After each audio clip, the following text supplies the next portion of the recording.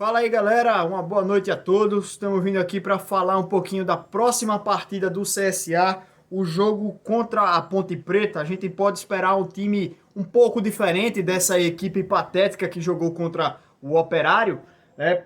Até porque a gente tem o retorno de alguns outros atletas. O Renatinho, o Nadson e o Alan Costa de certeza viajaram e algumas informações divergem um pouquinho. Eu já vi que o Giovani viajou, já vi que o Alexandre viajou e o CSA não publica isso oficialmente, né? Então a gente não tem a confirmação de quem realmente vai para esse jogo. Mas do elenco que estava disponível para aquela partida, a gente vai ter algumas reintegrações e também o time vai estar melhor fisicamente, e isso é muito importante. O físico pesou demais até na escalação inicial da equipe do CSA no jogo contra o Operário. Isso pesou bastante no jogo da gente. Eu vou falar sobre isso aí ao longo aqui do vídeo, vou tentar expor um padrão tático aí para a gente ver como é que a gente pode entrar em campo, certo? E também eu vou falar de outros pontos.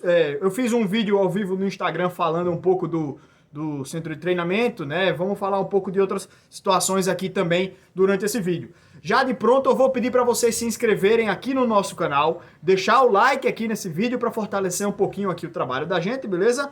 E também para vocês acompanharem nossas redes sociais. Hoje, né, nessa quinta-feira eu vou fazer um sorteio lá de uma camisa oficial do time do CSA lá no nosso Instagram, ao vivo. Daqui a pouco eu vou fazer esse sorteio, certo? Então acompanha lá as nossas redes sociais. Amanhã, perto da hora do jogo, faço uma live pré-jogo lá no Instagram e depois do jogo uma live pós-jogo lá no Instagram também. Então fiquem ligados lá no Instagram da gente, tá certo? O link tá aqui na descrição do vídeo.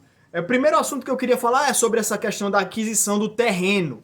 Eu acho que é um assunto muito importante, né? Essa reunião já estava marcada há muito tempo e o povo fica dizendo aí que a reunião foi só para desviar o foco. Eu não acho, não. É um assunto essencial e ele tem que ser resolvido rápido, porque a diretoria estava com um foco na escolha do terreno, para comprar logo o terreno. E agora, com o terreno comprado, as obras vão começar e vão avançar naturalmente, né? Não vai precisar dessa preocupação, dessa atenção da diretoria, com foco também no CT. A construção é algo que já vai mais naturalmente, com engenheiro contratado, com mão de obra contratada, né? Então as coisas vão se tocando sozinhas.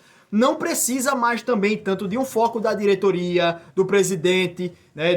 Essa diferença, assim, né? Essa divisão de atenções. Então a diretoria agora pode focar mais no time, focar em contratações, em melhoria do elenco, nos treinamentos, na comissão técnica, em tudo, né, para o time poder melhorar. Então eu achei essencial resolver isso logo, né? Então a gente pode aí imaginar que agora a diretoria vai ficar com um foco 100% no time. Até porque se o time esse ano for um desastre e acabar sendo rebaixado, não adianta a gente ter um CT de ponta, porque não vai ter condições de estar mantendo um CT de ponta. Então a gente tem que se manter primeiramente para que a gente mantenha a nossa renda, né? Principalmente isso. Outra situação que eu queria pontuar é que me parece que a Confederação Brasileira tem alguma coisa contra o time do CSA.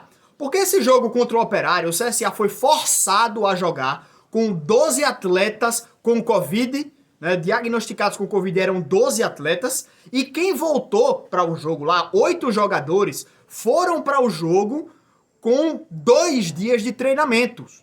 Então aquele jogo não deveria ter acontecido, até porque o Sampaio Corrêa, nessa semana, né, nessa mesma rodada, que o CSA jogou contra o Operário com tantos desfalques assim, o Sampaio Corrêa teve o seu jogo adiado porque tiveram 9 jogadores, ou seja, o CSA tinha 33% a mais, né, tinha 3 jogadores a mais de jogadores contaminados, jogadores voltando sem condição física nenhuma, sem treinamento nenhum, sem padrão tático nem físico nenhum, e foi forçado a jogar do mesmo jeito. E o Sampaio Corrêa teve a mãozinha passada na cabeça e o jogo foi adiado. E aí, qual é a diferença entre os dois? Qual foi a grande diferença? O CSA jogou também com 9 jogadores afastados contra o Guarani. Não foi adiado o jogo. E aí, qual é a diferença de um time para outro?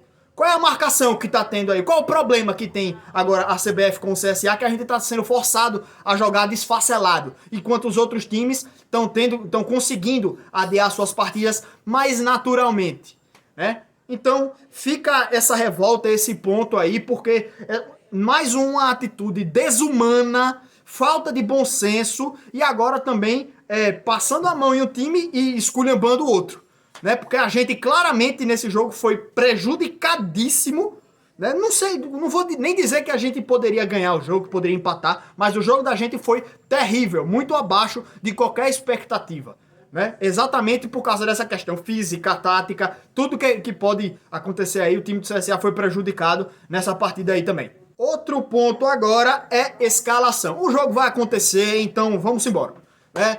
O time que entrou em campo contra o Operário foi terrível, foi. Mas a gente olhando, a gente tinha o William Rocha, que raramente pega relação, improvisado como volante. O Norberto, que geralmente é lateral direito, improvisado como meia. A gente teve o Caio Felipe, que raramente pega relação jogando na lateral. O Leandro Souza, que não é nosso titular. O Cajuru, que não é nosso titular. O Marquinhos fazendo sua estreia como volante. De um lado o Andrigo, do outro o Alano, que foi a última chance dele, na minha opinião, fora, pode ir-se embora. Michel Douglas voltando acima do peso. Os caras estavam sem treinar, pô. Passaram 10 dias sem treinar e voltaram cheio de improvisações e jogadores que são reserva do reserva jogando como titular, inclusive improvisados. Então, esse jogo de agora, a gente pode já esperar o quê? A volta do Renatinho, que sei lá se ele vai jogar bem, mas pelo menos não precisa improvisar o Norberto lá na frente.